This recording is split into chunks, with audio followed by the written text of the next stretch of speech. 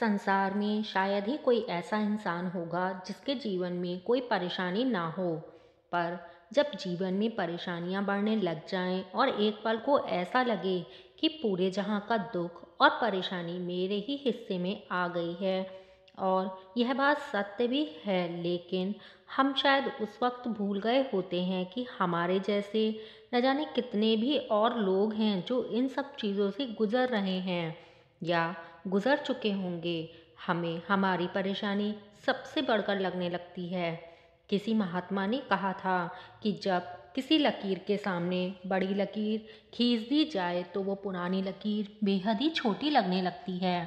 ठीक ऐसा ही है मनुष्य का जीवन और उसमें आने वाली परेशानियां। एक बार एक दुखी व्यक्ति जो बेहद धनवान तो था, पर अपने जीवन से बेहद उदास और अपने जीवन के दुखों से परेशान था।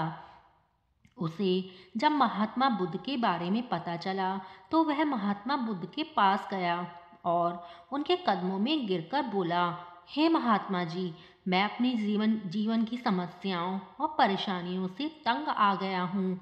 एक समस्या निपटाता हूँ तो दूसरी समस्या खड़ी हो जाती है, दूसरी को निपटाता हूँ तो तीसरी समस्या आकर खड़ी हो जाती है। मैं तो बहुत परेशान हो चुका हूँ। मैंने सुना है कि आप महाज्ञानी और ईश्वर के अंश हैं, इसीलिए मैं आपके पास आया हूँ। अब आप ही कोई ऐसा उपाय बताइए जिससे मेरी सारी समस्याएं पूरी तरह से समाप्त हो जाएं। बुद्ध बोले, ठीक है, उपाय तो मैं बता दूंगा, परंतु अभी नहीं। मैं तुम्हें उपाय कल बताऊंगा, थोड़ा इंतज़ार करो। महात्मा बुद्ध ने कहा कि मेरी एक शर्त है, और वह यह है कि तुम्हें आज रात मेरे ऊँटों के बसेरे में पहरा देना होगा, और जब सभी ऊँट बैठ जाएं तो तुम भी सो जाना, मगर ध्यान रहे जब तक एक भी ऊँट खड़ा रहे सोना मत। व्यक्ति बोला, ठीक है। फिर वह व्यक्ति वहाँ से चला गया। दूसरे दिन सुबह जब वह व्यक्ति महात्मा के पास आया तो बुद्ध उसकी लाल लाल और थकी हुई आंखें देखकर बोले, लगता है तुम रात भर सोए नहीं हो।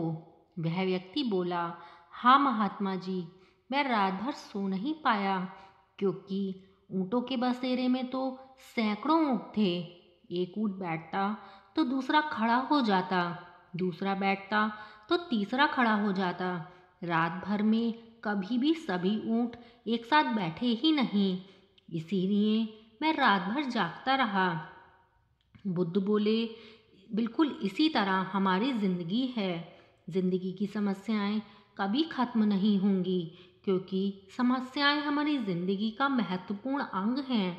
अगर तुम अपनी जिंदगी में खुश रहना चाहते हो तो तुम्हें भी समस्याओं के बीच में ही खुश रहना सीखना होगा। धैर्य और सीख के साथ जिंदगी जीना सीखना होगा, तभी तुम अपनी जिंदगी में खुश रह पाओगे।